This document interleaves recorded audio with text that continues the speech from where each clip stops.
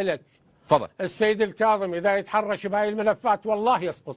أها، بالسقط تهديد هذا للسيد والله الكاظمي؟ يسقط. هذا تهديد؟ يسقط إذا تحرش بهذا الملف سيسقط، والذي أسقطه من جاء به. منو؟ بدر، حزب الدعوة، تيار الصدري، تيار الحكمة، تيار الصدري، كل ذول لهم مصالح في هذه الملفات. لا اوقف لي 63 شهيد الكاظمي يتنازلون عن حقوق شهدائهم. شيخ محمد، الكاظمي سيسقط بحال مس رواتب وحقوق رفحاء؟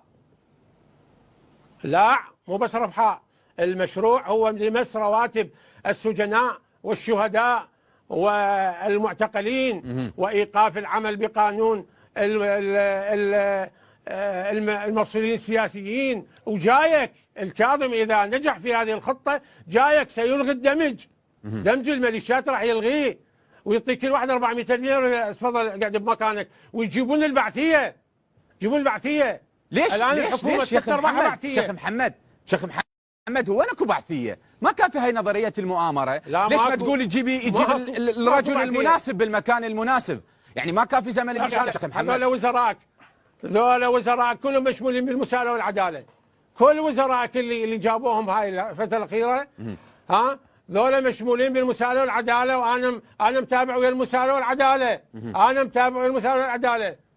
بعثيه اخي، بعثيه. اخر وزير البارحه خلوه هذا ابوه قامع الانتفاضه في واسط، ابوه قاتل البشر، ابوه كان محافظ في زمن صدام، ابوه شنو يعني مخفيات وما تعرفوها؟ طيب شيخ محمد خليك وياي. بدأ يتسلل البعث، يتسلل من جديد الى جسم الدوله. يوم من الايام اذا تمكنوا كل واحد يعارضكم بعد. لا مالكيه يبقى ولا عامليه يبقى. اسمعني، لا مالكيه يبقى ولا عامليه يبقى ولا حكيمه يبقى ولا مقتداها يبقى ولا واحد من ذولا يبقون. كلهم يصيرون خلف الحدود لو بالسجون. طيب لو بالسجون، لان البعث جاي اذا ما يكون ضده. طيب خليك يا شيخ محمد. خلينا نرجع للسيد غالب الشابندر. سيد غالب الشابندر، اي شخص يحاول المساس بهذه الرواتب، سجناء سياسيين، رفحاء، الشهداء، ايضا سيسقط. ده يهدد رئيس وزراء الشيخ محمد هنداوي مباشره. انا ما اهدد، انا يهدد رئيس الوزراء بالسقوط. ليس مهددا بالسقوط. ناصح ولست مهددا، ناصح انا له. اي اختها هاي. تفضل ابو عمار جاوب.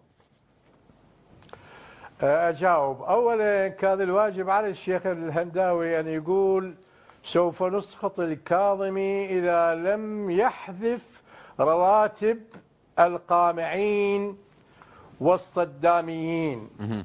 ثانيا ذولا من تيمعتهم واليوم انا اكتفيت بجنابك اليوم.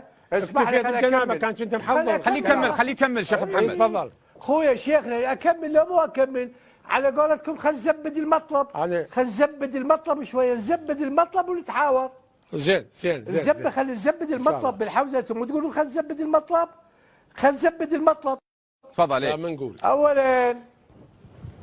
اولا شيخ محمد حبيبي، هاي قدامك الان الحكومه فيها هذا البعثي وبه الاخ فؤاد حسين اللي يدعو الى الانفصال بكل صراحه. ولو انا قاعد بقناه كرديه شهد روح سقطوه.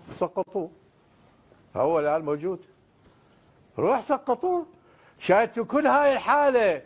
متى تدرون تسقطون الكاظمي؟ لانه يريد يسوي ماكو ازدواج بالراتب. تدرون تسقطوه لعد ايش مخك يا شيخنا، ايش مخك محصور بقضيه واحده. هو وطن بكله دا يتعرض للخطر، وما تروحون تسقطون مصطفى الكاظمي. احنا مع مصالح الشعب العراقي. شيخ محمد، مصالح الشعب العراقي. راح اشق هدومي الشيخ محمد. انت شلون عالم ديني؟ راح اشق هدومي. هاي وحده. خليني اكمل لك الثانيه.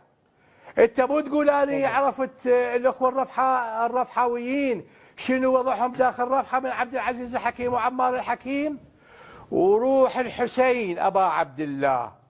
انا اصدقائي رفحاويين موجودين بالسويد وياخذون رواتب وهم الان يسمعون كلامي.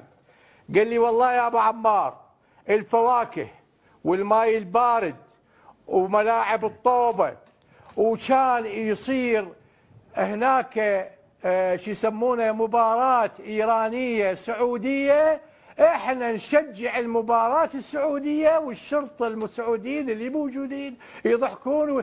شوف ابو محمد عيونه حبيبي الشيخ محمد، ترى الاشياء معلومة، وانا ارجع واقول لك ترشيد الرواتب وليس رفع الرواتب.